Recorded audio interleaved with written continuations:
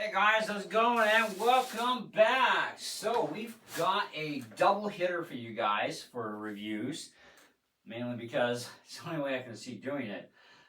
We've got the Hoyt Pro Series blackout stabilizer. It's an 8-inch model. They have 6, 8, and 10. Then we have the Hoyt Bow Stix 2.0 bow stand. Combined, these puppies are expensive. Anyways, out the door, costed me $316 and some odd cents Canadian dollars. Okay, not too shabby, and it is Hoyt equipment, and Hoyt is top of the line, as many of you know. And if you don't know, well, you just heard it now. Anyway, the stand though, it's a little picky apparently on models of bows it goes on. And with that, you also need an according stabilizer to work with it with your bow. Now, generally, these are designed and set up for Hoyt bows, but as you can see, this ain't no Hoyt. This is a Matthews Mission hammer bow. And anyway, so I went to the archery place in Corbeil yesterday. Just another plug for them again. He's a Hoyt dealer, among other things, like Matthews and many others, Bowtech, and so that takes care of your diamond bows and whatnot, and a few other things anyways. So we weren't sure if this setup would work. Like, he's got the stabilizer on his Hoyt bow, and it's like, that's pretty cool. I like that, when I first saw it. And it's like, I wouldn't mind that, but it ain't going to happen on my Stinger. And this was well before I even bought the Matthews bow. Thought, well, maybe one day, and sure enough, I got the Matthews bow from him, and it's a lower mount stabilizer, which you need to have with this getup. Okay, you must have the lower mount.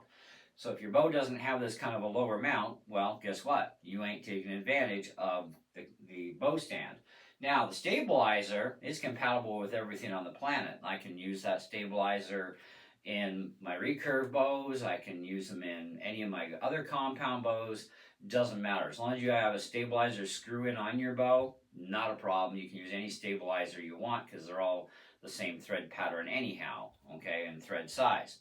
So, the Matthews we weren't sure about. So when I first went in there yesterday, didn't have the bow with me. I was there to say, well, I want a pile of these Easton Axis arrows. And we started adding up grains per inch and this and that. And it's like, yeah, it's going to be a little heavier. And I just finished calibrating my spot hog. And it's like, well, I'm already running 400 spine, 400 grain arrows. I mean, my math says this should be around this area. Well, it's going to blow your POI. And it's like, oh, man, seriously, right? And the reason why I wanted the Access is not just because they're the most talked about thing on YouTube lately. That's a little bit to do with it. The main thing is I wanted much straighter, better made arrows than the Power Flight series. Now, nothing against the Power Flight series. They actually work quite great. Okay, they're a .006 straightness, and the Easton Axis are a .003. So you pony up a few extra bucks. You go from $12 an arrow to $14 an arrow. And it's like, okay, well, that's not a big deal, but I'm not recalibrating this bloody sight again. And besides, that might end up pushing me to the limit where I'm going to have to friggin' add even more poundage to my bow. We're going to talk about that when I do the spot hog review later today. But, so anyways, while we're there, we're talking about this kickstand thing, and he's like, I'm really not sure it's going to work on your bow, dude. But you're going to have to, we'll tell you what, we'll do the try it before you buy it. So I said, okay. So I took the arrows. He made me up a couple of 340s while I was there to try out. So I came home, I tried them out, and because we settled with 340 Power Flights. Okay, they're the same straightness, but they're a stiffer spine, etc., etc. And my windage is out just a little bit, but my elevation still seems to be good, and I'm going to be doing some more testing today just to verify that I wasn't seeing things, because I don't want to recite, okay? But I did in the end figure, well, we're doing pretty good as far as elevation goes, just our windage. So I bought a dozen of those arrows, but not before buying this little get up here.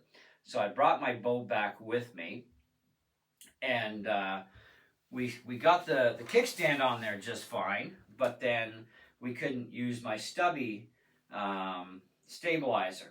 Way too short, and the way the weight ratio is working on this bow, yeah, we need an upfront stabilizer that's got a bit of length. So we tried out different lengths of stabilizers anyways. The end result was we needed an 8-inch. So I've got the Pro Series Blackout 8-inch on here for the stabilizer, and of course we have our Bow Stix stand, and as you can see, it's fine. And it keeps the bottom cam off the ground, which I'm looking at a picture right now on the website on a Hoyt bow with a stubby, and the guy's cam in the picture is on the ground, which I did notice a lot of that from a lot of the different guys that were shooting at the tournament the other weekend, because they're all using these kickstands and whatnot, and a lot of their bows the cams are actually sitting on the ground.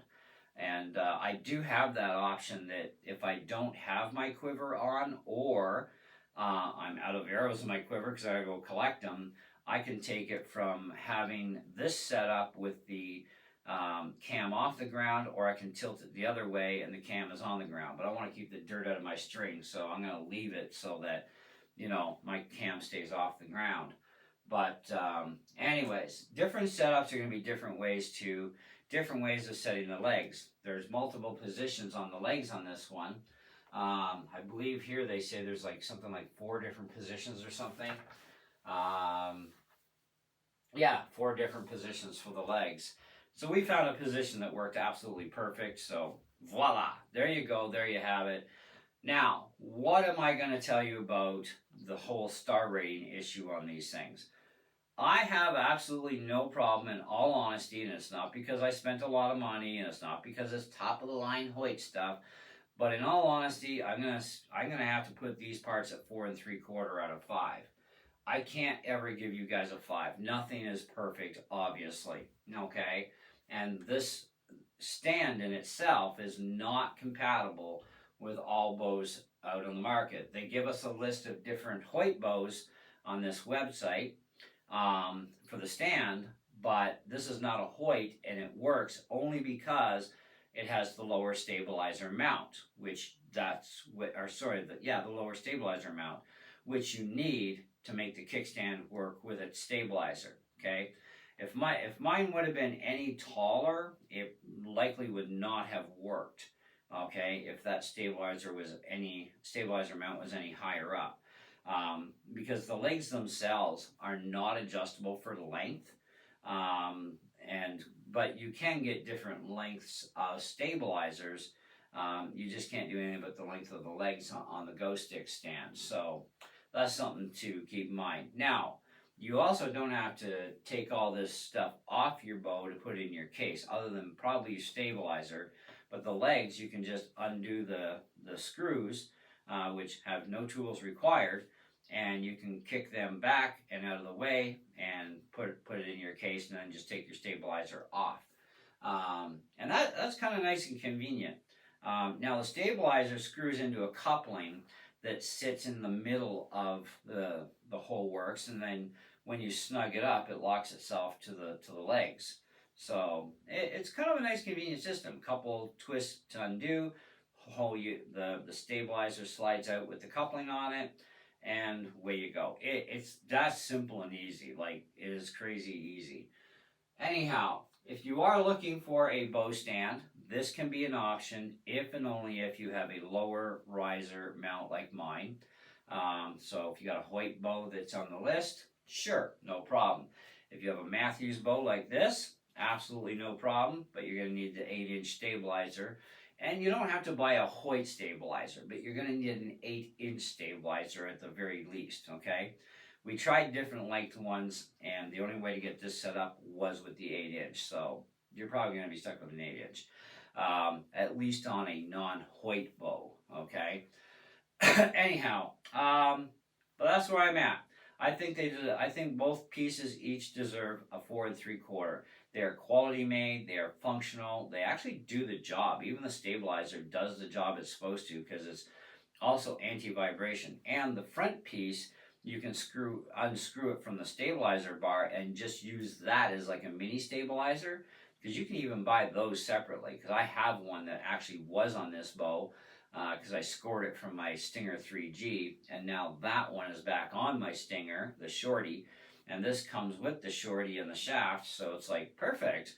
Now every bow in here has a stabilizer for the compound bows, you know, and I have a big cartel stabilizer that I share with my traditional bows, which I actually want to get shorter stabilizers, so for those things. But anyway, that's what I got for you on this one. Stay tuned. We have the review coming up very shortly for the Spot Hogg Fast Eddie XL, and you are going to want to see that video. Trust me, it's going to be a worthwhile watch. So, and lots of information to help you out.